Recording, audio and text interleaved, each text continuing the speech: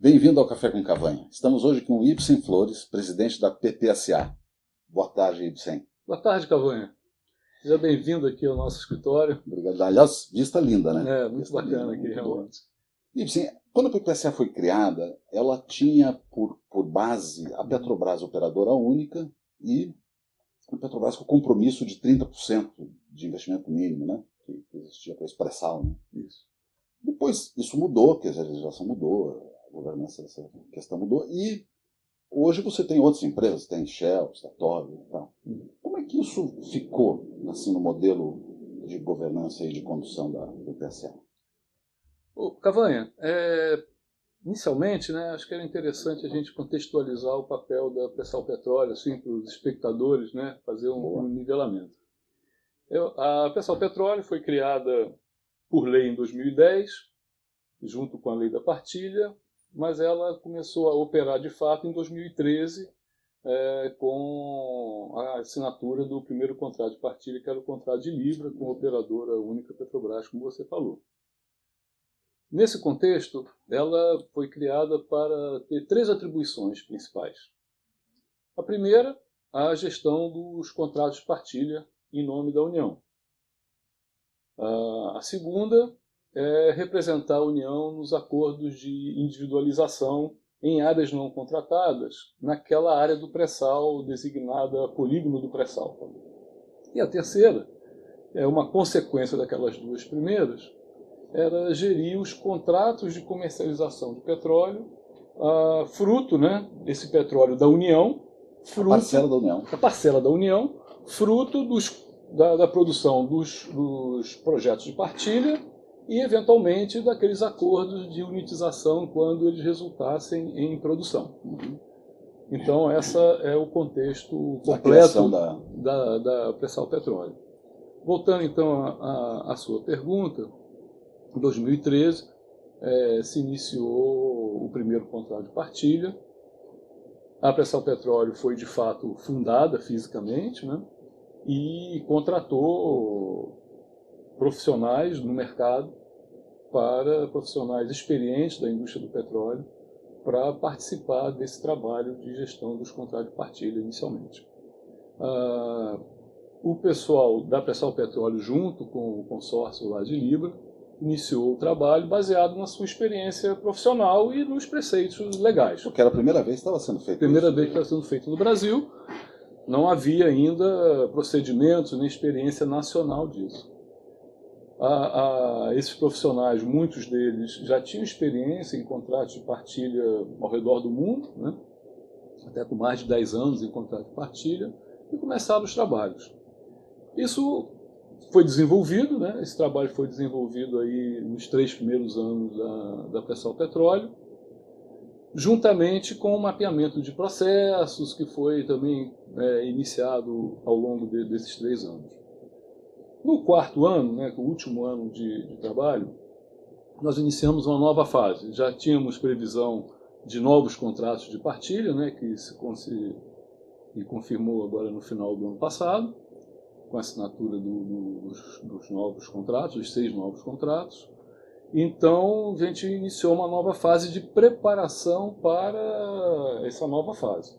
Então, se fez, a partir desse mapeamento de processos, uma avaliação crítica do trabalho que foi feito nos 3 primeiros anos. Essa avaliação crítica resultou numa padronização, numa otimização desses processos e numa padronização após essa otimização. Da gestão dos contratos. Da gestão dos contratos. Principalmente a parte contábil, fiscalizatória. Exatamente. Todos esses processos, todos os processos que rodam na gestão, né, que são muitos, foram analisados e otimizados e, consequentemente, padronizados. Isso está servindo de base para a contratação daquele sistema de gestão de projeto de partilha, o famoso SGPP, que está em licitação atualmente, que vai dar automatização de toda essa gestão, da rotina desse trabalho. Em paralelo, ao longo desse último ano também, nós fizemos um processo seletivo, contratando mais 14 profissionais experientes da indústria do petróleo. Então, eu diria que o advento da gente ter mais 6 contratos hoje, né, e vai ter mais alguns ao longo desse ano, né? Os operadores não são sempre a Petrobras, São novos operadores. A gente está preparado, temos procedimentos, temos padrões. Já iniciamos, né, logo após a assinatura do contrato, dos contratos em janeiro, o trabalho de gestão desses contratos. Já iniciamos os comitês operacionais, né, em reuniões já começou os trabalhos. Então,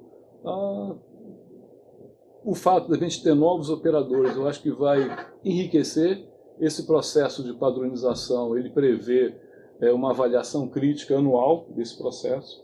Então, ao final desse ano, nós devemos fazer essa avaliação crítica e otimizar de novo esses processos, e esse processo de melhoria contínua vai se estabelecer. Vocês estão falando importante, quer dizer, com profissionais que teriam vivido fora do Brasil e tal, nessas outras. Quer dizer, há um paralelo no mundo de coisas parecidas com a PSA, empresas de Estado, que você tem notícia disso? Existe. Em geral, nos países onde tem contrato de partilha, o que ocorre na prática é que a empresa estatal de petróleo daquele país faz os dois papéis. Então é como se a Petrobras fizesse esse papel, né, digamos, em Angola, na Nigéria, no México, etc. Existe também uma empresa na Noruega, né, que é a Petoro, que não é contrato de partilha, mas ela faz a gestão para o governo dos assets, né, dos ativos do governo nas empresas, nos projetos de petróleo. Representa os interesses do governo como representa os interesses do governo, então, mas são em concessão. Então, no Brasil, como a Petrobras foi designada naquela época, né, como operadora única, e ela é uma empresa de capital aberto, ela não é 100% estatal, se identificou a necessidade, então, de ter uma outra entidade, né? Que então foi modelado esse modelo aí da PPSA. Mas, como você falou, a experiência toda vai fazer com que a PPSA consiga se adaptar a essa nova situação de operadores diferentes da Petrobras. Ela está totalmente adaptada, porque os contratos são padronizados, né? Então, há que os consórcios então, estão trabalhando em sintonia com os procedimentos que foram estabelecidos na Pessoal Petróleo. Deixa eu trocar de assunto com você. Claro. Né? Quer dizer, você começa agora a comercialização de óleo. Sim, já começamos. Da parcela Brasil, da parcela União, né? Da parcela da União, claro. E os outros, cada um que produz a sua parte. Né? Eu não me recordo no mundo de ter visto assim, esse modelo de bolsa, licitação, ponto a ponto, desse volume. Quer dizer, o que eu vi, por passagens rápidas, é que os traders, você pegava um trader e dava para o trader, por eficiência, o que ele vendesse, você ficava com uma parte e tal, né? Enfim, um modelo um pouquinho diferente. Como é que isso está acontecendo? Isso foi uma formulação legal, né? Como eu falei no início. A Pessoal Petróleo precisa fazer a gestão dos contratos de comercialização. No modelo original, previsto na lei, e no primeiro regulamento, né, do CNPE, era previsto, como você citou, era prevista a contratação de um agente comercializador. Era obrigatória a contratação de um agente comercializador, segundo determinadas regras que foram estabelecidas pelo CNPE. Esse modelo, ele foi tentado, a implantação dele, mas no Brasil não foi encontrado uma empresa, fosse ela operadora de petróleo, né, ou produtora de petróleo no Brasil, fosse ela uma empresa trader, uma comercializadora pura, interessada em participar desse. Nós abrimos uma licitação e procuramos, né, o primeiro contato com as empresas. As que responderam negativamente. Inclusive, inicialmente, a Petrobras. Pela lei, a Petrobras tinha preferência em ser o agente comercializador sem licitação. Se não fosse a Petrobras, teria que ser aberta uma licitação para contratação desse agente comercializador. A Petrobras também não se interessou. Isso nos obrigou, né, a fazer uma mudança legislativa de forma a permitir que a Pré-Sal Petróleo pudesse comercializar o petróleo diretamente e não com um intermediário agente comercializador. Então assim foi feito. No final do ano essa medida provisória foi promulgada e está agora no processo de transformação em lei, né? Então, mas a própria medida provisória já preconizava ser feito um leilão, então preferencialmente por leilão. Então a estratégia adotada foi o seguinte: nós tínhamos cargas para serem comercializadas no primeiro semestre. Essas cargas do primeiro semestre a gente não teria prazo hábil para fazer o leilão, né? Então adotamos a estratégia de fazer uma comercialização direta, uma venda por spot. Então essa primeira venda que foi feita, que foi anunciada já na imprensa, ela foi feita assim por spot. As outras então, as próximas? Então a primeira e uma segunda venda nós faremos ainda por spot. A carga individual, né? Em paralelo, nós já contratamos a B3, porque nós temos essa necessidade de fazer o leilão, né, preferencialmente. Então, para fazer o leilão, nós contratamos a B3 e estamos num processo de organização desse leilão, que deve ser no início do segundo semestre, para vender a produção de um ano dos campos que estão nesse regime, né, que seria o caso do Imero, né, Sapinhoá, que já tem um contrato de partilha, e o acordo de individualização de Lula, que também já vai ter produção a partir do final desse ano, para a União. Como terceira estratégia agora de longuíssimo prazo, está sendo feita também uma licitação internacional para a contratação do agente comercializador, agora em bases diferentes daquela inicial, que vão ser ainda estabelecidas pelo CNPE. Ter atratividade. Para ter uma atratividade maior. O leilão já vai ter bastante atratividade, porque no leilão as empresas que tenham a logística, né, muitas empresas que têm a logística adequada, vão se interessar. Né? Esse óleo é pego onde, entregue onde? O óleo é pego no FPSO. Okay. E é entregue no FPSO. Então, quem comprar o petróleo precisa ter um navio aliviador. Um shuttlezinho? O navio aliviador adequado para a Bacia de Santos, aqueles navios com posicionamento, para retirar o óleo. E transportar para uma base. Transportar para onde ele achar melhor. Ele pode exportar, inclusive. Pode exportar, inclusive. Deixa eu tocar outro assunto que sou bastante curioso. Nas conversas a gente tem visto que é um assunto assim, bastante chamativo, que é a questão da unitização. Fora do Brasil, algumas experiências que eu tive, a coisa é muito simples. Você cuba, você engenheiro de reservatório, né, falando isso para você, você cuba aquele negócio, as práticas já estão bastante consolidadas, é bastante simplificado e pouco formal. Não formal do ponto de vista legal, formal assim da complexidade. Tenho visto no Brasil assim, é uma coisa um pouco mais complexa. Como é que isso está sendo? Não, no Brasil, nós estamos seguindo as práticas internacionais referentes à unitização. Então, o que ocorre, né, tanto no Brasil quanto no resto do mundo, nessas questões, os interesses, nesse caso, são interesses conflitantes. Quem tem o bloco, né, tende a procurar maximizar a sua parcela, e quem está do lado de fora, ou de um outro bloco, no nosso caso é a área não contratada, que nós tratamos, né? Isso é importante.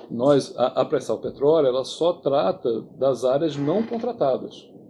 Ela representa a União. Então, se a área é não contratada, aquela parcela do reservatório que está fora pertence à União. Então, a Pré-Sal Petróleo representa a União nesse caso, né?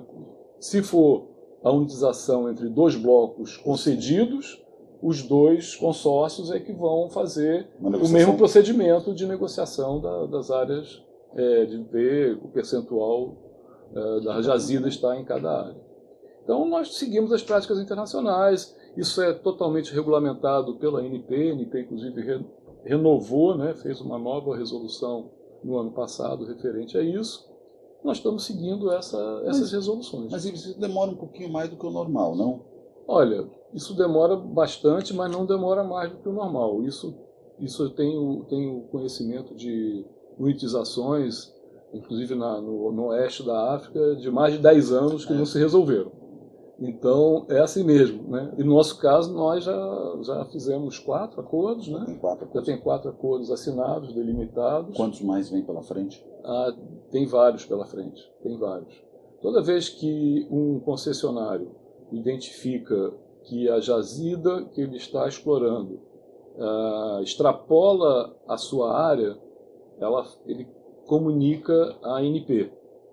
Quando essa área está no polígono do pré-sal, a ANP nos comunica e então nós começamos esse trabalho de estudo junto ao concessionário, ou no caso, se for um contrato de partilha, ao contratado para fazer esse trabalho.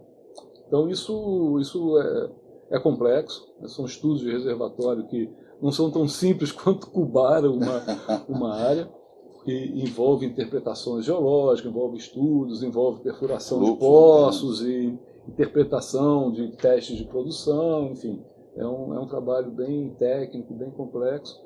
Realmente, o histórico que eu tenho, né, nesses 4 anos é que esses 4 que foram já formalizados e assinados, eles correram aí razoavelmente bem, então satisfatório.